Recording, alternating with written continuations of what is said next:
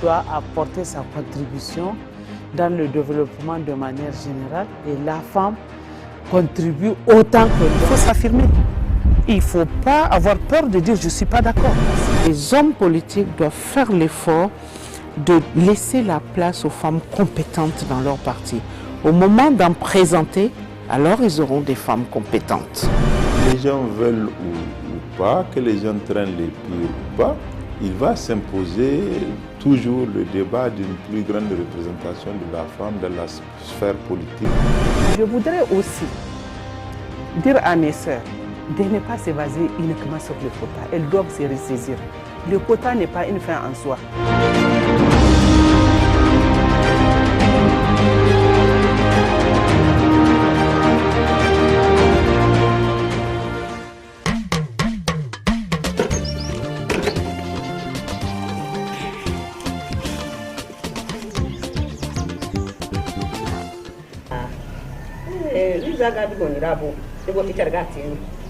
Wallahi su bai kira ce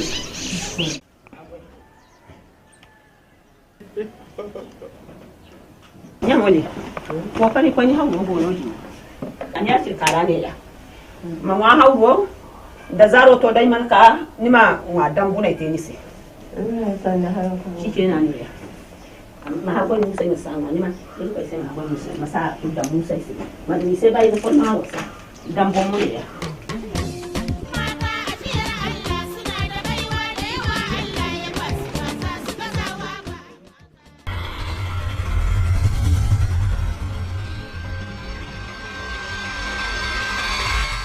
Kolo, à 30 km au sud-est de Niamey, la capitale du Niger, il est 7 heures.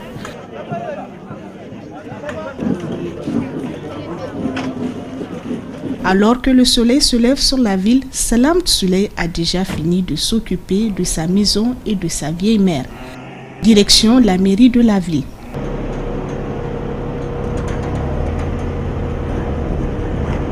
Elle est la première responsable de la municipalité de Kolo.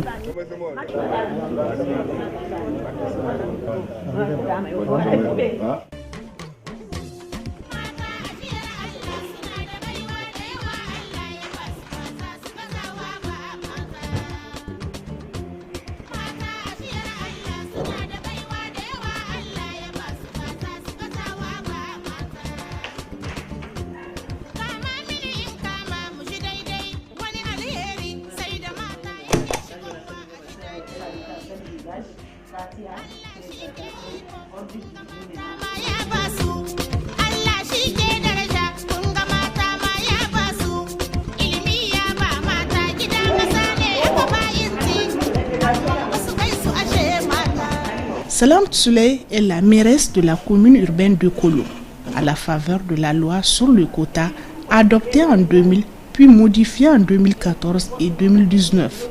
Elle et 3 autres femmes ont été élues conseillères aux élections municipales de décembre 2020.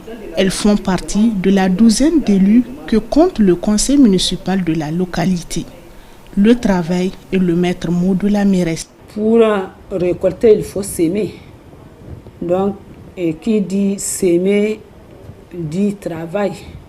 Des périodes de campagne aux élections, à voir l'installation, à la prise de service, ce n'est vraiment pas du tout facile. Tout ça demande vraiment des efforts à fournir. Au sein du parti politique, comme au sein des autres structures, c'est toujours le combat. C'est toujours le combat. Le droit ne se donne pas. Le droit s'arrache. 100 km plus au sud, à Berlingaouri. Ici, nous sommes avec Hadiza Seyni, la deuxième vice-présidente de l'Assemblée nationale. Dans cette ferme de plusieurs dizaines d'hectares, elle élève des animaux et fait aussi du maraîchage.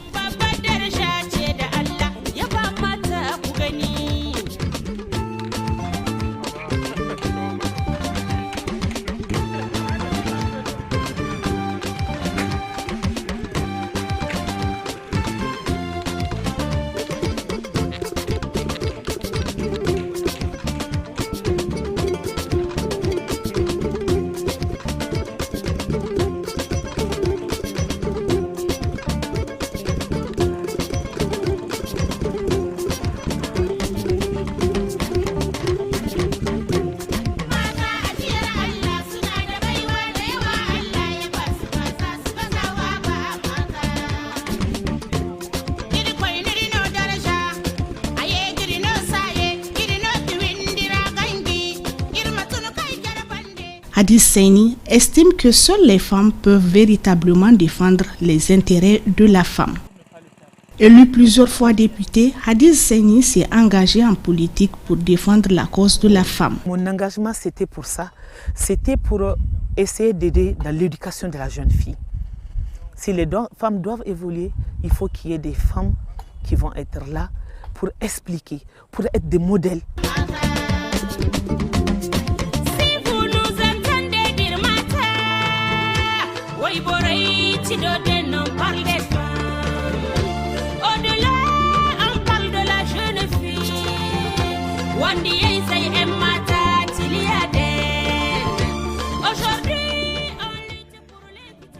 Je suis Seni Jubo Bibata, députée du département de Kolo. Plus précisément, je suis de Ndonga.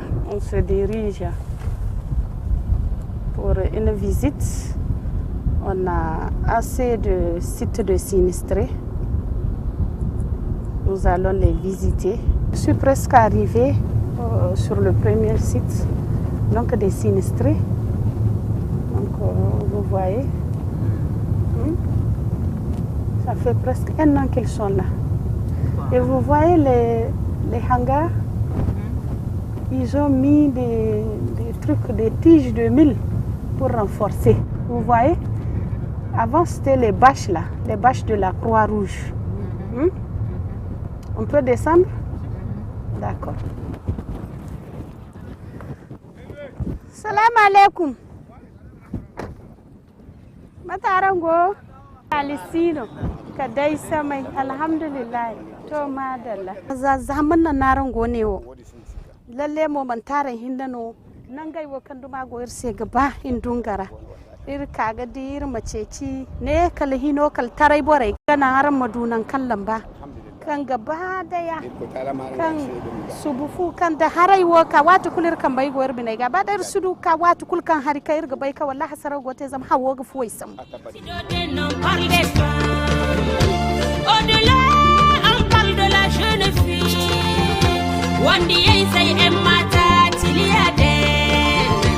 Aujourd'hui on lutte pour l'équité, l'éducation des filles, le bonheur des femmes. Parlementaire de la commune d'Indunga, une localité proche de Niamey, Bibata Saini Jubo pense aussi que les droits des femmes se défendent mieux par les femmes. Nous sommes plus de 50% de femmes au Niger.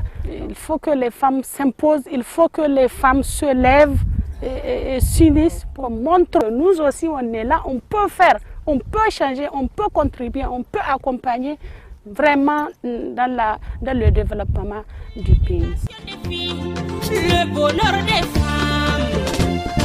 Mata addini, mata soyayya, mata alheri, mata sun mamaye duniya da sunan bautar Allah mata.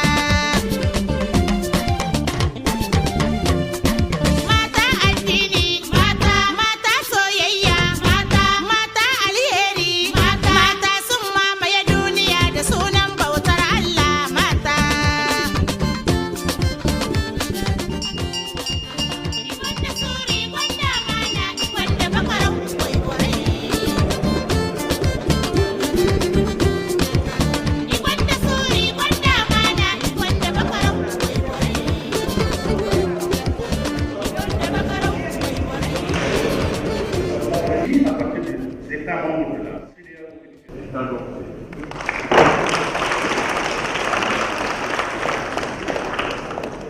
Si aujourd'hui Hadi Saini et d'autres femmes sont au Parlement avec des postes dans le bureau, tel n'était pas le cas au début de l'ère démocratique.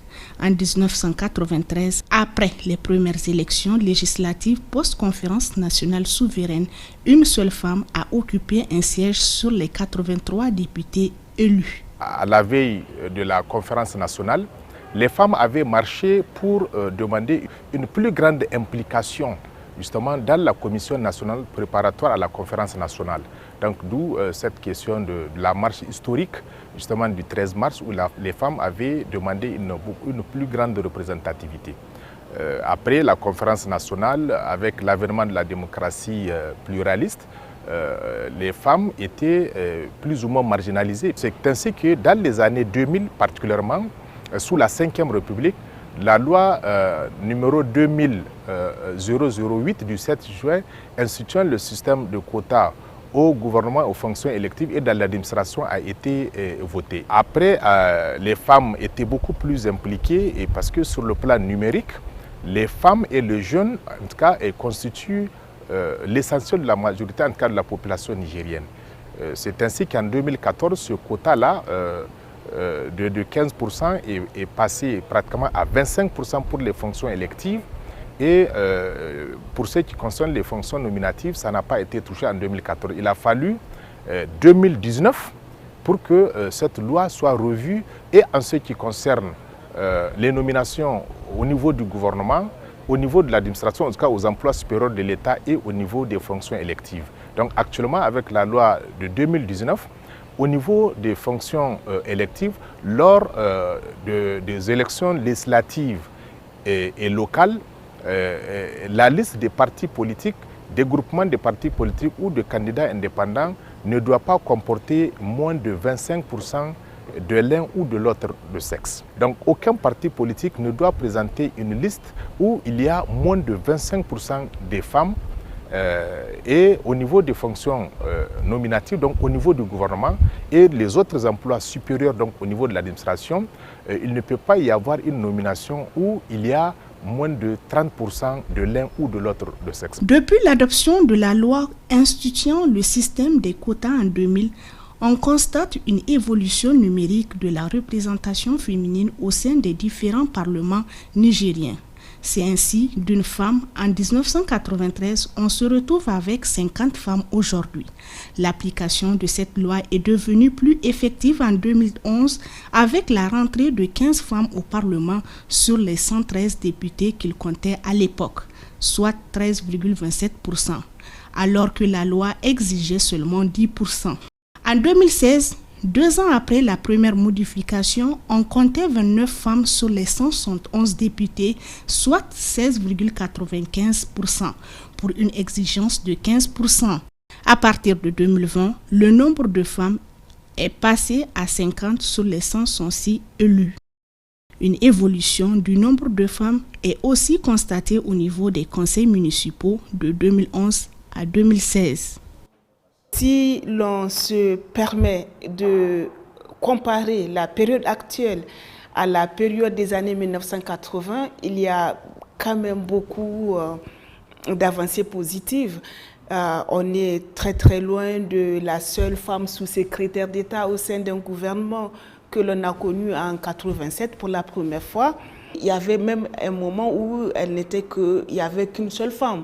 Vous voyez, en 96, en 99, mais aujourd'hui, les femmes constituent près de 30% de l'Assemblée nationale nigérienne, ce qui constitue une véritable avancée. Je me rends compte qu'il y a une prise de conscience réelle et de la nécessité de s'engager, de se mobiliser, de se former, de savoir communiquer et de communiquer correctement l'agenda des femmes au niveau national, puis rayonner maintenant dans la sous-région, être dans le concert des nations. Cette prise de conscience, elle est réelle. Aujourd'hui, on assiste à des rencontres où les femmes se parlent entre elles. Elles se remettent en question, elles posent les vrais problèmes et elles s'élaborent, elles sortent avec des solutions. L'élection de ces femmes au Parlement dans le conseil municipal n'est que la première partie de cette loi sur le quota. La seconde prévoit la nomination des femmes dans les instances de prise de décision. Les postes les plus visibles sont les ministères, les cadres de commandement et les directions centraux et régionaux. Au Niger, c'est indéniable. Plusieurs femmes ont eu à démontrer leur capacité à gérer les postes à elles confiés, à l'exemple de l'ancienne ministre et actuelle directrice de l'autorité de régulation des communications électroniques et des postes, l'ARCEP, Betty Aïchatou Habibou Oumani. Quand j'étais arrivée à l'ARCEP en 2016, au mois de mai 2016, c'est vrai que j'ai trouvé qu'il y avait beaucoup de défis. Pourtant, il y a beaucoup d'hommes qui m'ont précédé comme président du conseil ou des directeurs généraux. Mais j'ai trouvé en termes de gestion, parce que tout est basé vraiment sur la gestion, qu'il y a un certain nombre d'outils administratifs qu'il fallait vraiment mettre à disposition des agents. Et j'ai trouvé aussi une boîte qui n'avait pas beaucoup d'ouverture, mais aussi qui a beaucoup de défis par rapport justement à la performance. Donc à mon arrivée, j'ai fait une analyse organisationnelle, j'ai aussi travaillé avec les agents de l'ARCEP et les autres membres du conseil pour que nous puissions instaurer un système de performance au niveau de l'ARCEP, qui est quand même une très grande boîte. C'est une autorité de la République du Niger, donc on doit être un modèle. Et moi, en tant que premier responsable, donc je me suis donné comme objectif justement de les mettre sur les normes, de dire qu'aujourd'hui, quand on parle de l'autorité de régulation et des autres pays, qu'on cite aussi celle du Niger.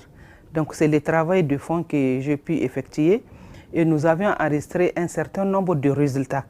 Les résultats qu'on n'avait pas avant, je vais prendre peut-être quelques exemples.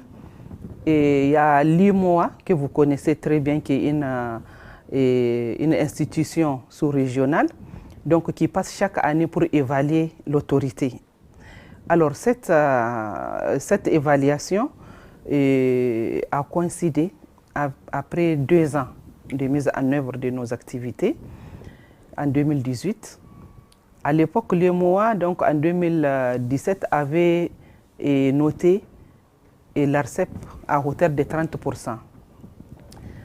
Et grâce à tous les différents apports et à notre bon management, donc nous avons pu obtenir à peu près 94%. Donc là, moi, je me glorifie de cet exploit. Ça veut dire quoi? Ça veut dire qu'on a beaucoup travaillé pour obtenir une bonne appréciation de cette institution qui est très importante.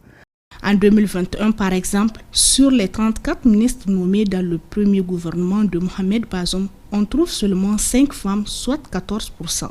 Un pourcentage très loin du compte qui exige au moins 30%. Il faut le dire, depuis l'adoption de la loi dans un premier temps en 2000 et les 2 modifications qui sont intervenues ultérieurement en 2014 jusqu'à la loi de 2019. Et quand on prend actuellement au niveau du gouvernement actuel, sur les 34 membres du gouvernement, on n'a que 5 femmes. En principe, il doit y avoir au moins 10 femmes pour respecter justement la proportion de 10%. Certains partis ont refusé de donner le nom des femmes.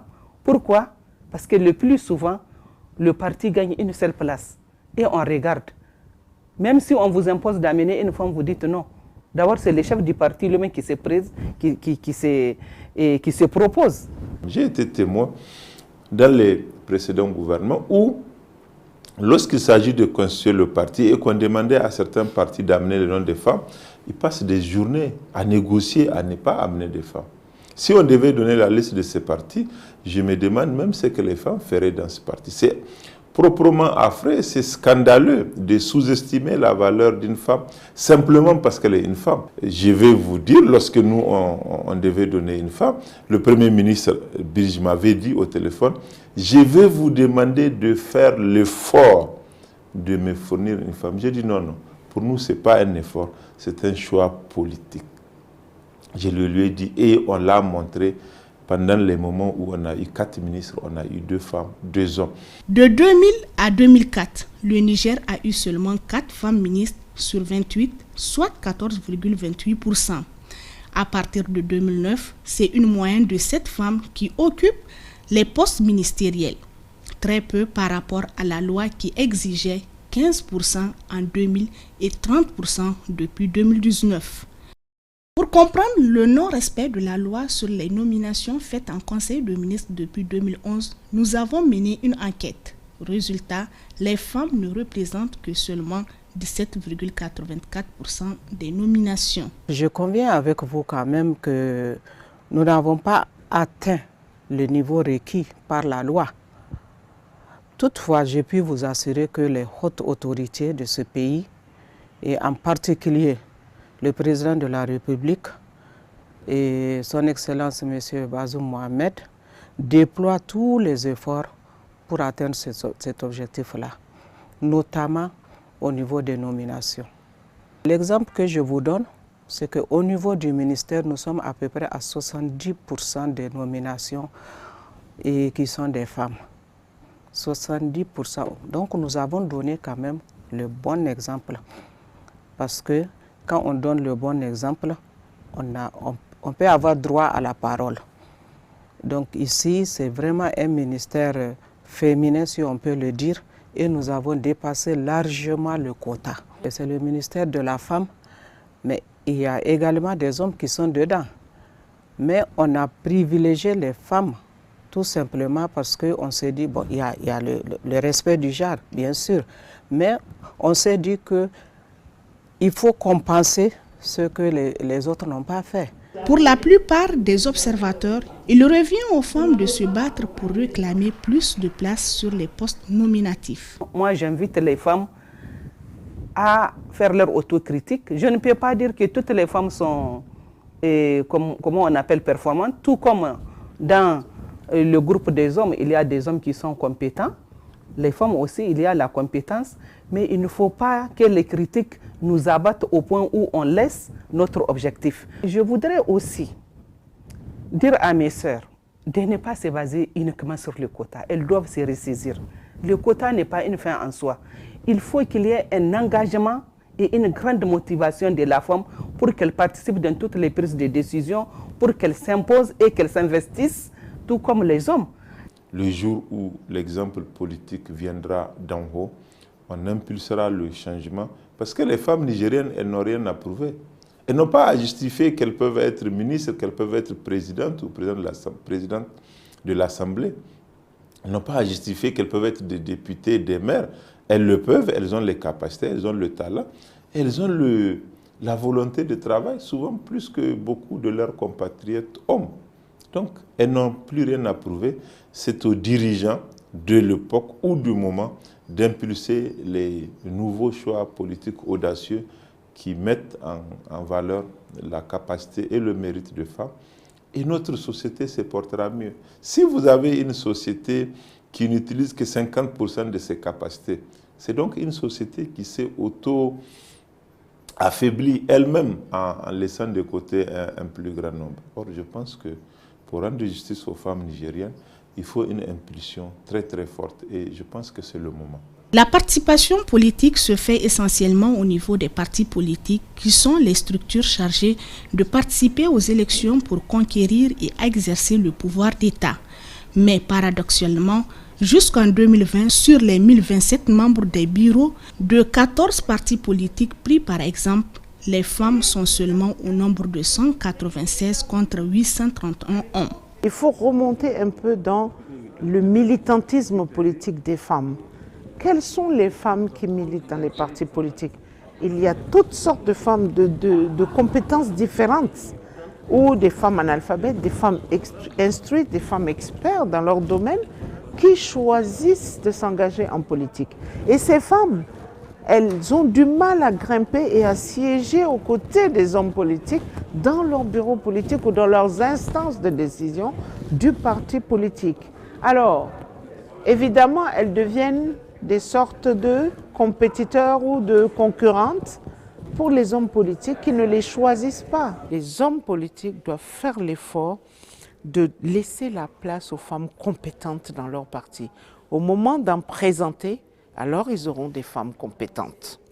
Il ne faut pas que les femmes pensent que non, on va rester, on laisse, les hommes vont aller décider pour nous, mais quand ils vont aller, bien sûr, c'est les hommes qui font la loi et tout, ils vont arranger pour eux, ils vont vous oublier. Donc c'est à nous de nous réveiller.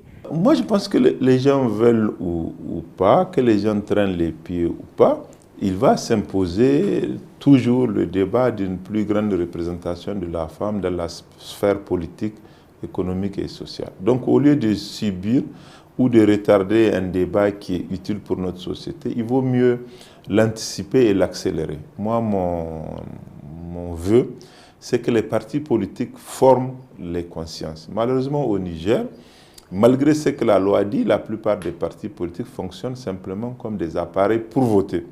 Le rapport qu'ils ont avec les femmes, c'est un rapport de vote. on va les mobiliser pour aller s'inscrire, pour aller voter.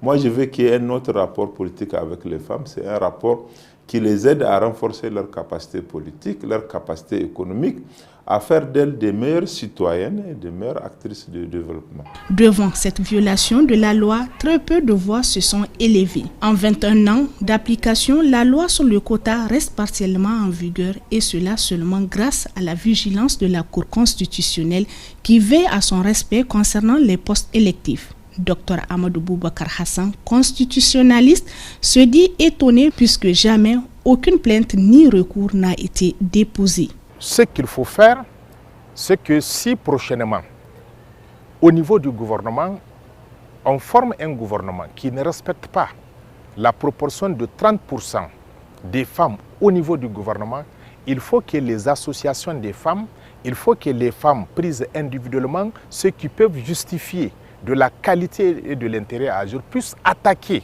ce décret. Et pour une première fois dans l'histoire et politique du Niger, un décret portant nomination des membres du gouvernement sera annulé par le Conseil d'État, la juridiction administrative compétente. Et comme cela, il y aura une jurisprudence où tout président qui viendra saura qu'il n'y a aucune gymnastique pour lui justement de contourner les dispositions de la loi relative au quota.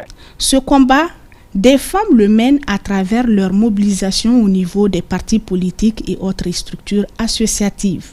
L'ONG DICO œuvre dans le renforcement de capacités des femmes sur l'autonomisation économique et sociale depuis 2008. Et c'est au niveau basique, même si les femmes sont économiquement autonomes, et si elles n'ont pas de poste de responsabilité, elles ne peuvent pas défendre leurs droits à un niveau supérieur.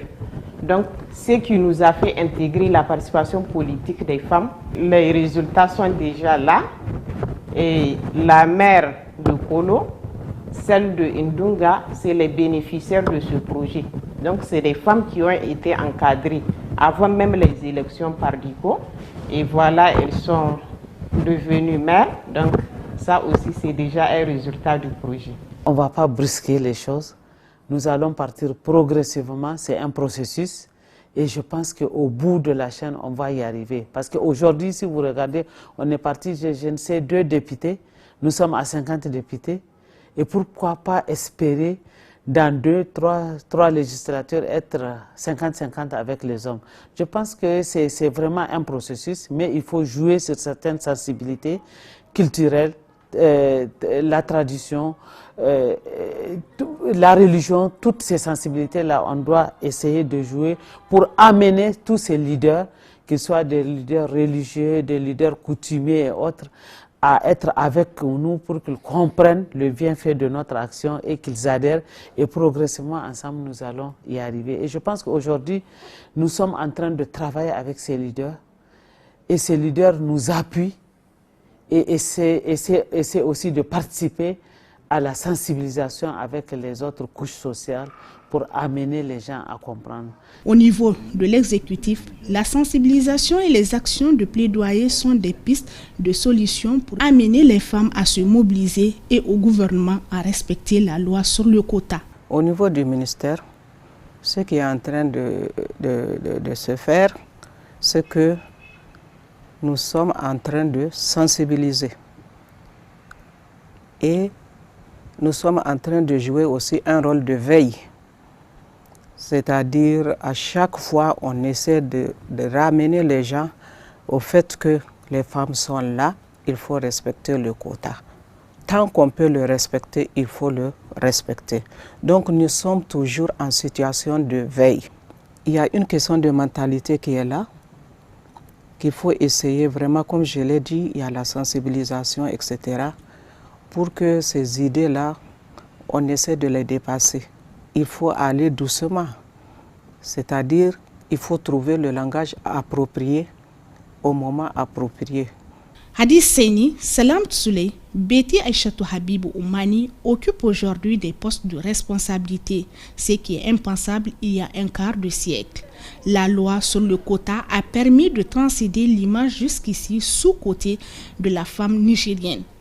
Mais beaucoup reste à faire pour une application effective de la loi. L'artiste slameuse Fatoumata a sa petite idée sur la question. Nous, on essaye d'amener notre petite contribution à travers nos tests, à travers les spectacles qu'on anime et tout. Mais je pense que ça doit être le travail de tout un chacun. Un frère à sa sœur, un mari à sa femme, un père à sa fille. Que chaque femme à ce niveau sache dire non si elle ne le veut pas. Et oui, si vraiment elle le veut.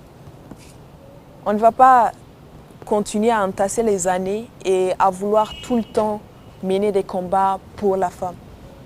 Que chaque femme réussisse ou comprenne qu'elle peut changer quelque chose à travers un mot, à travers un geste. Que chaque mère à sa fille fasse comprendre que, autant que ton petit frère, tu peux prendre des décisions, tu peux aller aussi loin que tu veux. Tu n'as pas de limite. On vous dira qu'une femme avec du pouvoir, qu'une femme avec du savoir désarmera une armée de par sa voix, mais qu'une femme indépendante peinera à trouver un mari. Car supposé alter ego, l'homme a peur. L'homme a peur qu'elle ne soit plus sous son emprise, qu'elle assume et assure toute décision qu'elle aura prise, qu'elle fasse preuve d'un courage jamais appris, qu'elle, jamais comprise, change la face du monde. Alors, elle sera femme au foyer, celle qui n'aura droit à d'autres mots qu'en oui, elle sera fille, sœur, femme, veuve, celle qui gardera la maison neuve. Elle n'aura pas de haut rang, elle sera loin de toute science. Elle a peur de l'homme.